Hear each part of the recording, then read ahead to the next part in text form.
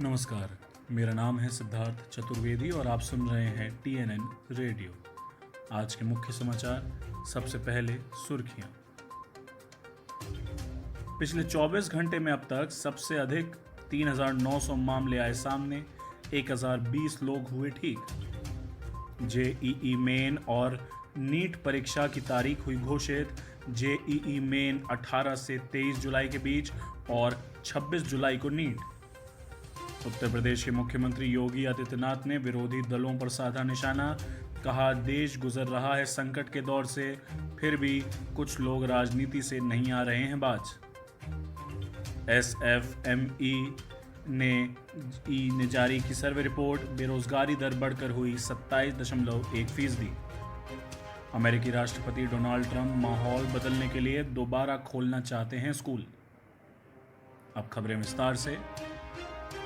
स्वास्थ्य मंत्रालय व गृह मंत्रालय ने संयुक्त प्रेस कॉन्फ्रेंस में आज कोरोना वायरस को लेकर नई जानकारियां दी।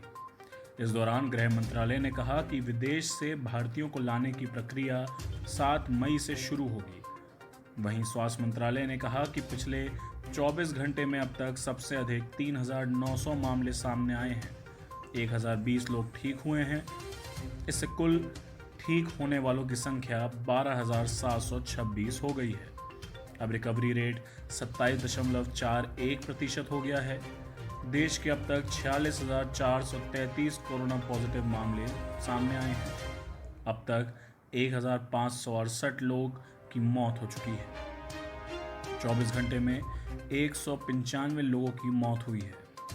इस मौके पर गृह मंत्रालय की संयुक्त सचिव पुण्य सलीला श्रीवास्तव ने कहा कि विवाह या शव यात्रा में शामिल होने वाले लोगों की अधिकतम संख्या तय की गई है।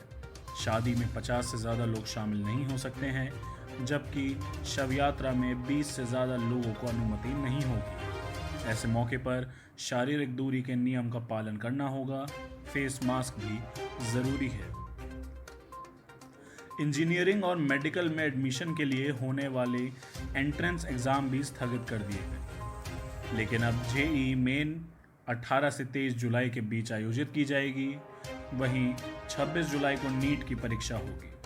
केंद्रीय शिक्षा मंत्री रमेश पोखरियाल निशंक ने पेरेंट्स और स्टूडेंट्स के साथ हुए लाइव संवाद वेबिनार के जरिए परीक्षा की नई तारीखों का ऐलान किया। इस बार नीट के लिए इस परीक्षा के लिए 16 से 7 लाख उम्मीदवारों ने आवेदन किया है। इसके साथ ही केंद्रीय मंत्री निशंक ने ट्वीट किया है कि देश भर में 10वीं के छात्रों की परीक्षा नहीं होंगी। हालांकि उत्तर पूर्व दिल्ली को इससे अलग रखा गया है। यहां छात्रों को परीक्षा की तैयारी के लिए 10 दिन का अतिरिक्त समय मिलेगा। उधर तेलंगाना सरकार भी बिना परीक्षा के 1 से 10वीं तक के छात्रों को अगली क्लास में प्रमोशन देगी। उत्तर प्रदेश के मुख्यमंत्री योगी आदित्यनाथ ने गैर राज्यों से आ रहे मजदूरों के किराए को लेकर हो रही सियासत को लेकर विरोधी दलों पर निशाना साधते हुए कहा, देश इस समय बेहद संकट के दौर से गुजर रहा है।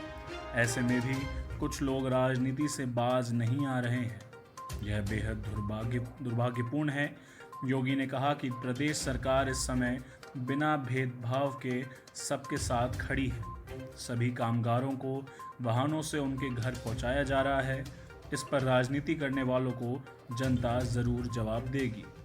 योगी आदित्यनाथ ने कहा कि संकट की इस घड़ी में सरकार इतना कुछ कर रही है, फिर भी कुछ दल हर मुद्दे पर राजनीति करने का प्रयास कर रहे हैं। जो गरीबों को रुपए हड़प जाते थे, आज वे लोग बौखला कर कह रहे हैं राजनीति।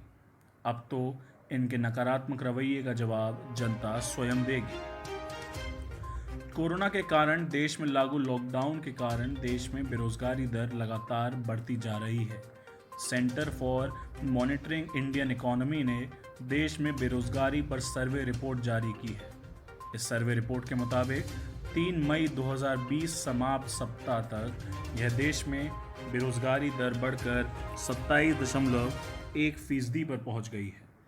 इससे पहले जारी सर्वे रिपोर्ट के मुताबिक अप्रैल 2020 में देश में बेरोजगारी दर बढ़कर 23.5% पर पहुंच गई थी।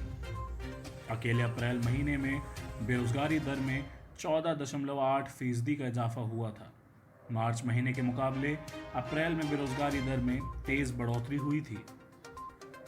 CAMIEE के चीफ एग्जीक्यूटिव महेश व्यास ने कहा कि लॉकडाउन के लंबे चलने पर बेरोजगार लोगों की संख्या और बढ़ सकती है। शुरुआत में असंगठित क्षेत्रों में काम करने वाले लोगों की नौकरी गई हैं, लेकिन अब धीरे धीरे संगठित और सुरक्षित नौकरी वालों की जॉब पर भी संकट के बादल छाने लगे हैं। कोरोना वायरस और शटडाउन के चलते अमेरिका आर्थिक दौर पर पिछड़ गया है। ऐसे में राष्ट्रपति डोनाल्ड ट्रंप स्कूलों को दोबारा खोलने की बात कर रहे हैं। उनका मानना है कि इससे माहौल बदलेगा। अधिकारियों का भी मानना है कि इकोनॉमी पटरी पर तभी वापस आ सकेगी जब काम कर रहे माता पिता के बच्चे स्कूल जाएंगे। उनके मुताबिक बच्चों का वापस स्कूल जाना सामान्य माहौल को बहाल करने के लिए ज़रूरी है। हालांकि कुछ अधिकारियों ने ऐसा करने पर कोरोना के और ज़्यादा फैलने की आशंका जताई है।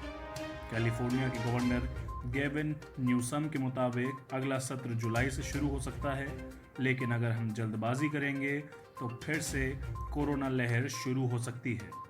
इलिनॉइस के अधिकारियों ने चेतावनी दी है कि रिमोट एजुकेशन को अनिश्चितकाल के लिए चलाना पड़ सकता है। आज के लिए इतना ही। मेरा नाम है सिद्धार्थ चतुर्वेदी और आप सुन रहे थे TNN रेडियो।